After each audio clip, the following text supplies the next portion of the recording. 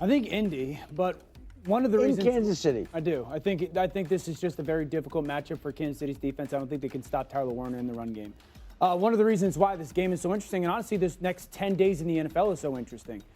We could be looking realistically at a playoff without Patrick Mahomes, Joe Burrow, Josh Allen, and Lamar Jackson, which is absolutely insane to think about, but it's not unrealistic. Kansas City loses this weekend.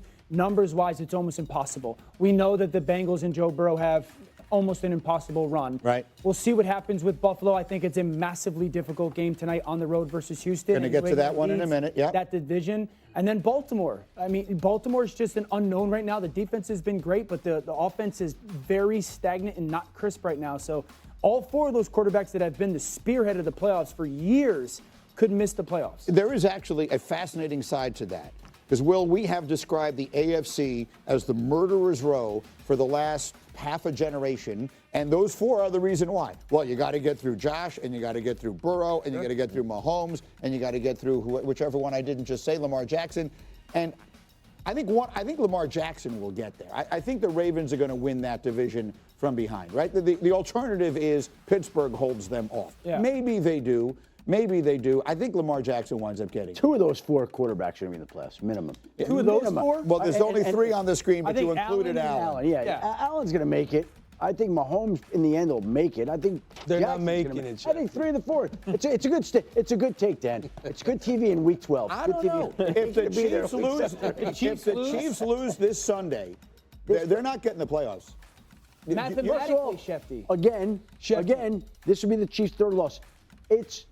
Indy's a great story, and they're going to make the playoffs, and they're going to win that division, I think. I can't imagine Kansas City losing a third straight game at home. Yeah, I just can't. So what an opportunity for the Colts to turn. This is such a great story to, hey, we are a great football team. Yeah, yeah, Which offensively, they're performing the best offense in the NFL. And Denver, you lay out a formula how to beat the Chiefs. You dare them to run the football because they can't run the football well. And then you got Sauce Gardner. It's like take away Rashee Rice, dare the Chiefs offense to run the football and try to keep up with that Colts offense. I'd also say that game last weekend wasn't as close as the final score of the Denver-Kansas City game. Right. Kansas City got 6 points off pass interferences.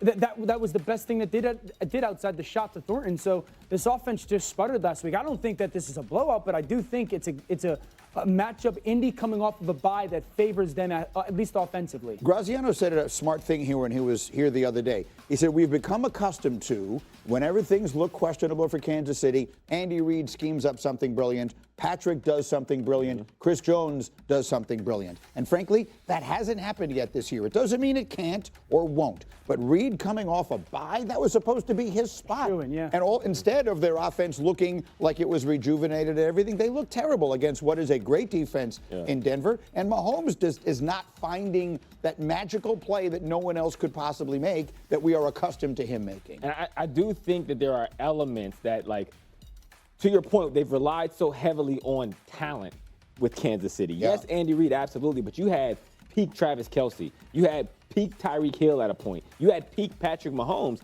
And I think now that they are evolving into a piece-led offense, after the bye, it's not as sexy as we've seen it previously, but they have to hit. I'm telling you, if they hit those second-level throws, those third-level throws, use the word peak it's a bunch completely of times. different. Use peak. Is Patrick past his peak? No. Not Patrick, No, but they still some don't of the have that others. juice. Chris Jones may be in Travis Kelce. I think the offense plays well this weekend. I think that what the defense can't match. I think it's a high-scoring football. Is their offensive line good enough? I mean, Kansas City's. Look, Denver's defense has made a lot of offensive lines look questionable. Yeah. But there's still, I think there are still some questions. What are you making? He's making fun of me. I think the offensive there. line is fine. Here's still the problem with Kansas City. Their offensive line doesn't necessarily get a ton of opportunities to maul you and to Because they don't run the ball. Right. They don't run the ball at all. It's a lot of RPOs that become passes. Yeah, Andy was talking about that the other day. All right, it's fascinating. This is going to be a double-digit win. Danny Jones is going to hang 40 on these boys. This is it. So we have been saying since the beginning of the year, the Colts are a great story. Colts are a great story. But if Daniel Jones, when he meets up with Patrick in the playoffs, is he going to be ready for that? Well, guess what?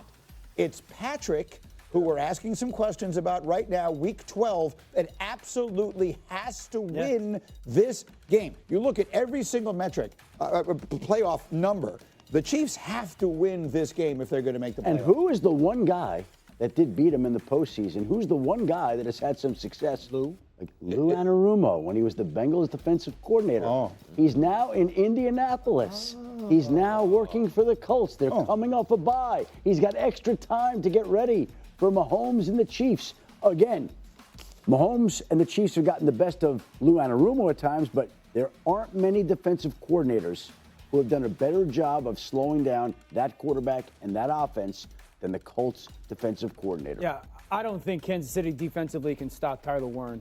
And I would just caution everybody giving Egbuka the Offensive Rookie of the Year award immediately. He's been outstanding. Chet McMillan would like to have a word too, Yeah, by the true. way. They can't cover Warren. I think the way that the Indianapolis Colts use him is outstanding. He's one of those guys that you can dump a screen off to him and all of a sudden 25 yards later, because he's so good with the ball in his hands, they'll use him in their run game. If you use him in your run game, you can then use him in your action game. Players over plays, moments. You can throw him balls with the contested catch, his ability to just make strong catches. I think you got to match up with him, size, physicality, ball skills. You can give it to him short, and he could just be physically more dominant than other people. And then down the field, this is where I think Kansas City is going to struggle. You play against Kansas City, throwing to the tight end. Teams this year are 44 for 52, throwing to their tight end against Kansas City defense. This young man is a special talent. Think of Dalton Kincaid and what he did a couple weeks ago against this Kansas City defense. I think Tyler Warren has a massive day and leads the Colts to a win as well. Let me put a number to this, Cindy, if we could see C27. I mean, the Chiefs, I told you the other day, they have to win out in order to assure themselves of a playoff spot. Otherwise, they will need some help.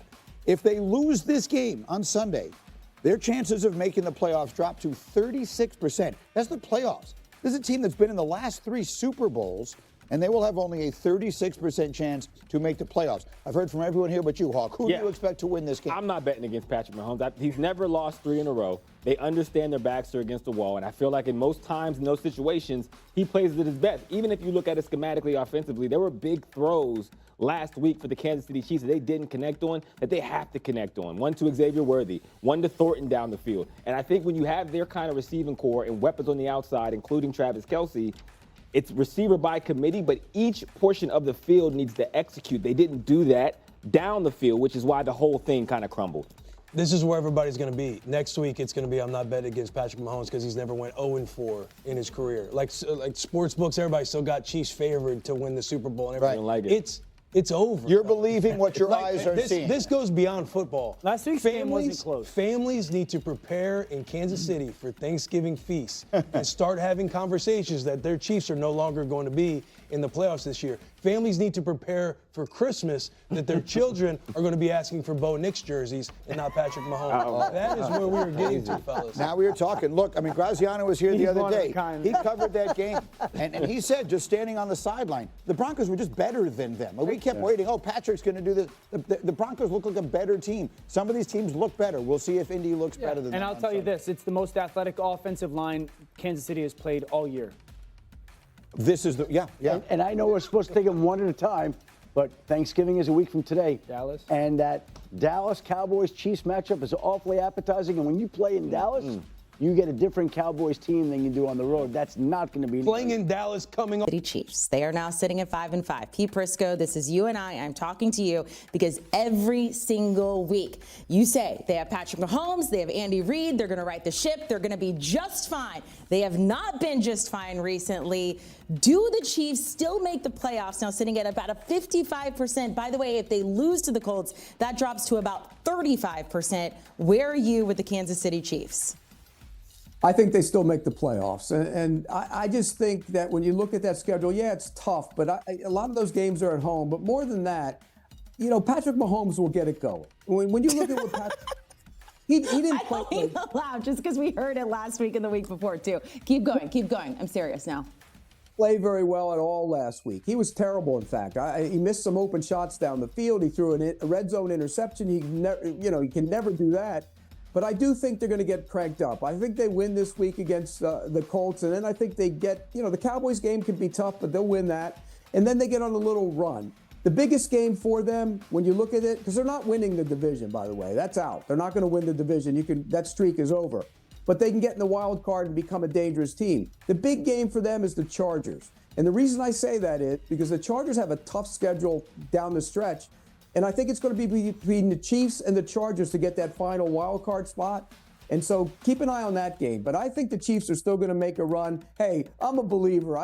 Like I said earlier on the show when we were on before, Michael Jordan has off days. He shoots some bricks. He missed a dunk. He missed some layups. Well, Michael Jordan had an off day last week. Michael Jordan's going to come back with a vengeance down the stretch. You watch.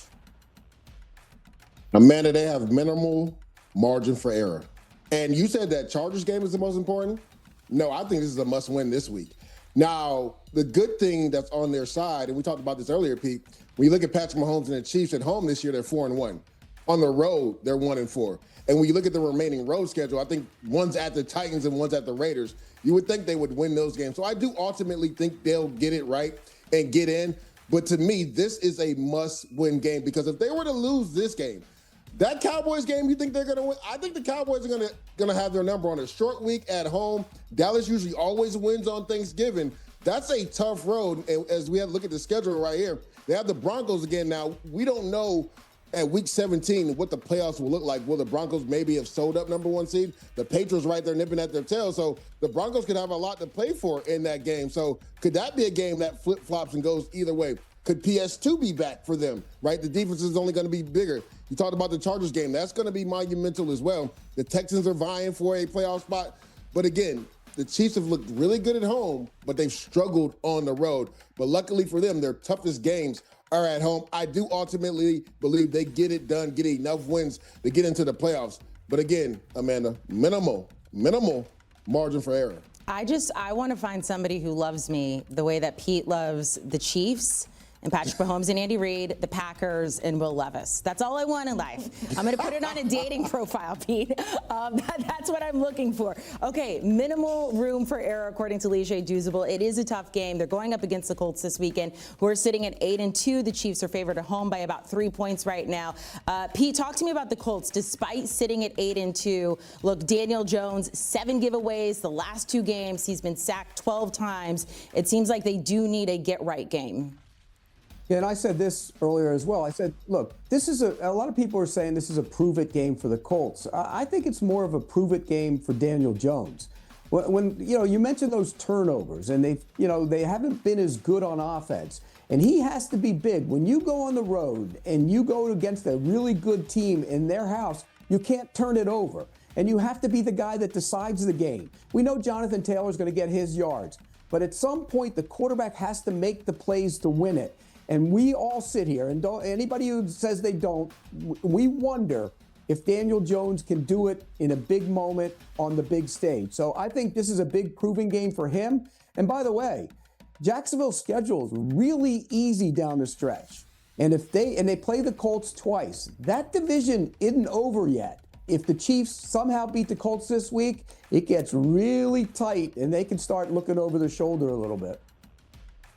Yeah, to me, Pete, I actually do think this is a measuring stick. Yes, for Daniel Jones and this Colts team. If you want to be considered a true, legit contender, you have to beat teams like the Kansas City Chiefs because that's who you're going to face in the playoffs. And Amanda, you talked about it. Daniel Jones that's what I'm going to call him. I usually call him Indiana Jones, but he's played like Daniel Jones the last 2 weeks, giving the football away.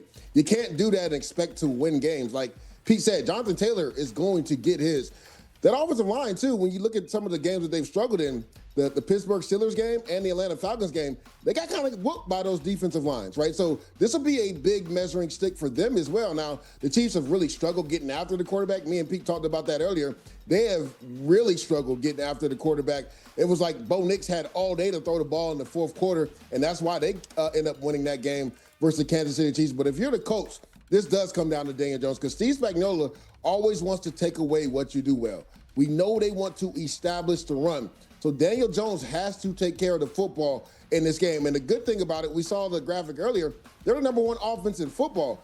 They score on 56% of their drives, which is unheard of. But it comes down to Daniel Jones taking care of the football, and I believe he will this week. Man, Daniel Jones back to Daniel Jones and Trevor Lawrence, probably according to Jacqueline, now back to T-Law after that spanking of the Chargers. T-Law, bro. T-Law has nothing to do with the performance. That's who he is. Okay, I don't know about that, though. Somebody named T-Law. Just remember. Stop everything you're doing right now, because some absolutely massive news just dropped that could completely flip this entire Chiefs-Colts game on its head. Daniel Jones might not even play on Sunday, and nobody saw this coming.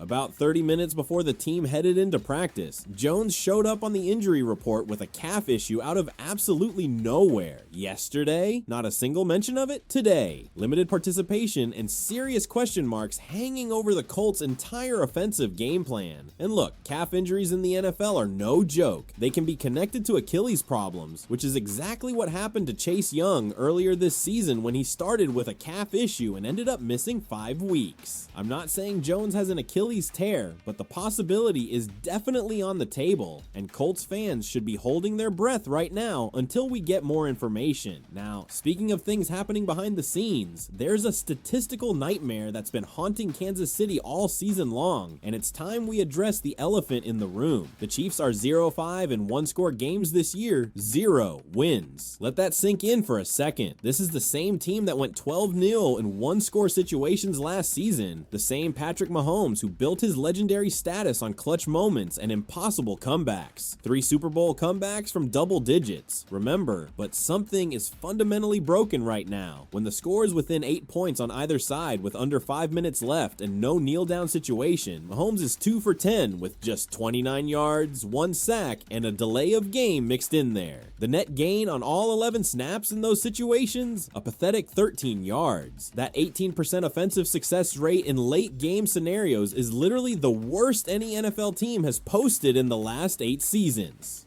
Sunday against the Broncos was the perfect example of this nightmare. Tie game, 4 minutes and 5 seconds left, ball in our hands, and what happens? Incompletion, sack, punt, game over. But here's the thing that really gets me fired up. The defense deserves just as much blame here. Opponents are converting 6 out of 7 third and fourth down attempts in those same final 5-minute one-score situations. We're talking about teams converting 3rd and 15, 3rd and 14 in the most crucial moments of the game. By defensive success rate, this is tied for the worst clutch performance any unit has posted in more than 2 decades of tracking. How does an NFL defense allow that? Thinking about it, I believe this is a coaching issue more than a talent issue. The preparation for late game situations seems completely off, and if something doesn't change dramatically, this season is going to slip away faster than anyone wants to admit. That brings us to something Steve Spagnuolo absolutely needs to hear before Sunday, and I'm speaking directly to you, Spags. Do not blitz Daniel Jones. I know,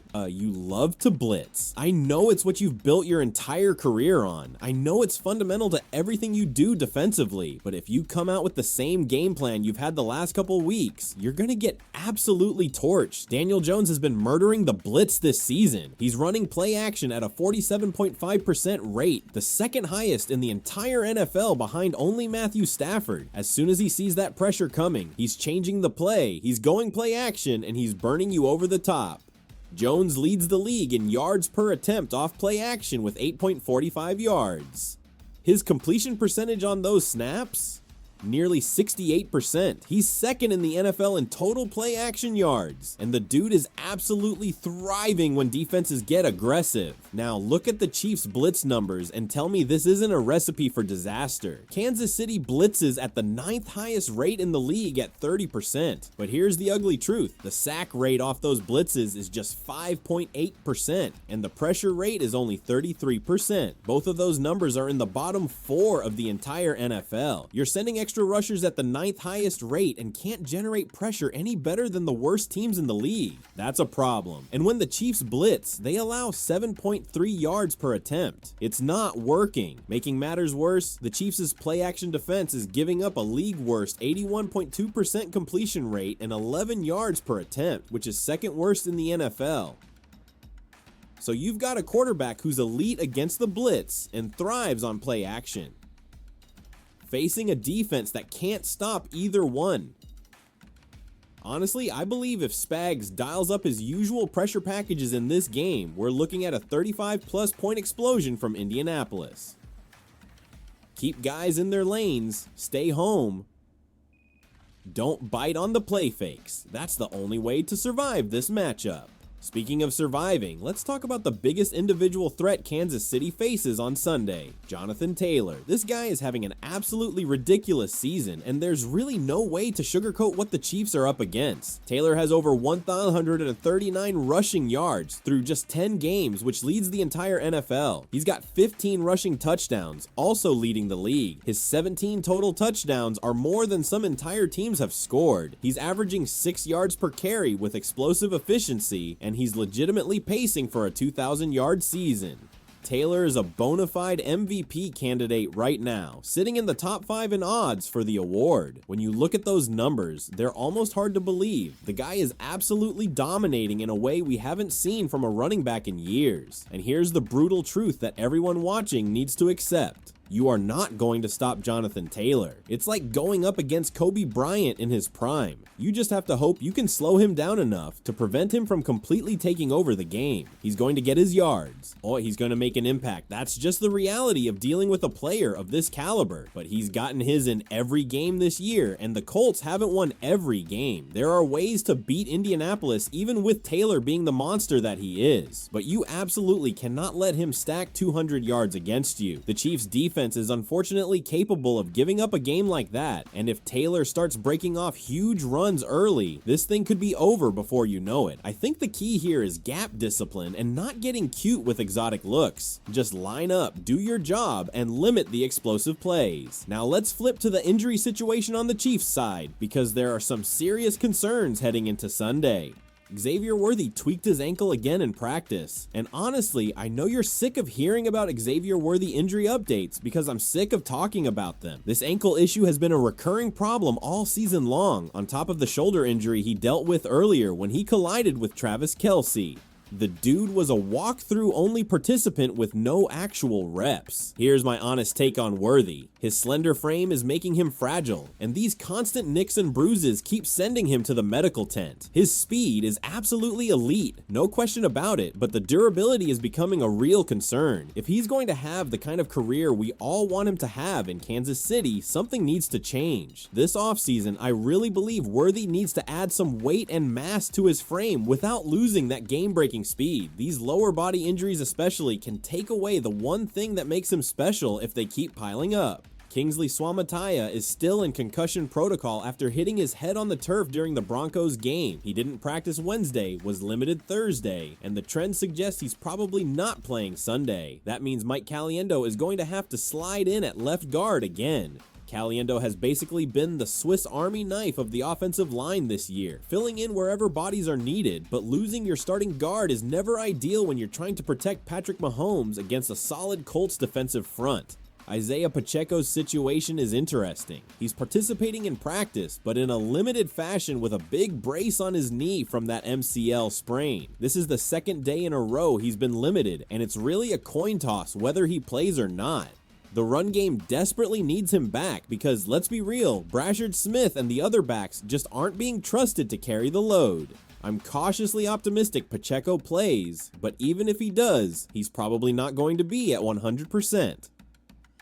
On the Colts side of the injury report, there's actually some good news for Indianapolis that's bad news for us. Charvarius Ward, who used to be a Chief and helped us win Super Bowl LIV, is expected to return this week after missing time. When he's been available for the Colts this season, he's been genuinely elite, an 83 overall coverage grade from PFF, allowing just 4 yards per target and a 71.6 QB rating into his coverage. That's going to be a significant boost for their secondary. Jalen Carley's, a really nice linebacker out of Missouri, is also expected to return. Samson Ebukam is a full participant at edge after being out.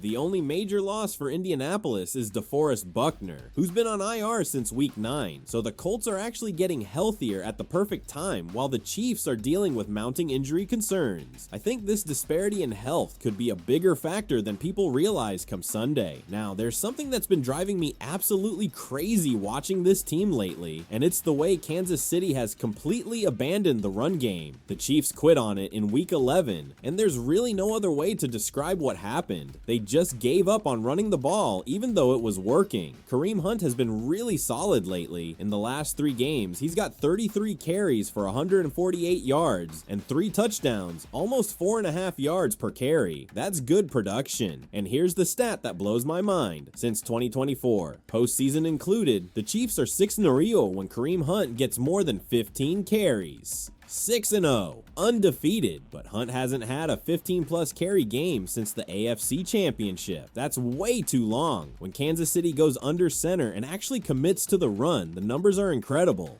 3rd in success rate, 2nd in EPA per play, 10th in yards per carry, but they're 28th in attempts from under center. They're not even treating the run game like a side dish at this point. It's more like a garnish, something you throw on the plate for decoration, but never actually use. If Pacheco can't go this week, and if the coaching staff still refuses to give Brashard Smith the football for whatever reason, then Kareem Hunt has to cross that 15 carry mark. You can't set up play action deep shots if the run game doesn't exist, and that's exactly what happened in week 11. The offense got way too one-dimensional, and Denver made them pay for it. I genuinely believe if the Chiefs commit to the ground game and get Hunt 15-plus carries, they win this football game. It's that simple. I also need to address something that's been floating around the media this week, because Colin Cowherd decided to go after Patrick Mahomes and say some pretty wild things. Cowherd opened with this gem: Mahomes isn't even in Josh Allen's galaxy the last 2 years. Pump the brakes for a second there, buddy. Mahomes is 4-0 head-to-head against Allen in the playoffs. 4-0. He's got 5 Super Bowl appearances and 3 Super Bowl wins to Allen's 0 appearances. While both quarterbacks could lose their divisional title streaks, Allen only has 5 straight. Mahomes has 9 consecutive division titles. So miss me with this not in Allen's galaxy nonsense. Now, Cowherd is technically correct about one thing. Mahomes has been rough on the road this season. He's 1-4 away from Arrowhead with barely a 60% completion rate and low 80s passer rating. That's legitimately concerning, but his career road record is still 46-16, and 4 of those road losses happened this year alone. So yes, something is off in 2025, but let's not act like Mahomes has suddenly forgotten how to play football. Here's what I think is really happening. It's not entirely on Mahomes. The coaching staff isn't setting him up for success right now. The play calling has been questionable, the protection has been inconsistent, and the scheme isn't giving him the tools he needs to be his best. When you look at the Chargers game where Worthy got hurt on the 3rd snap and Rice was suspended, they got to 1st and goal at the 9 and threw it 3 straight times. That's not on Mahomes. That's on the play calling refusing to stay balanced. I believe Mahomes is still an elite quarterback who's being let down by the system around him this year. If Xavier Worthy can't go on Sunday, the Chiefs are going to need Tyquan Thornton to step up in a big way. The former Patriots receiver has actually been a pleasant surprise this season. He's got 15 receptions for 372 yards and 3 touchdowns with a ridiculous 24.8 yards per reception average. The dude has legitimate deep threat ability and has shown real chemistry with Mahomes on those explosive plays.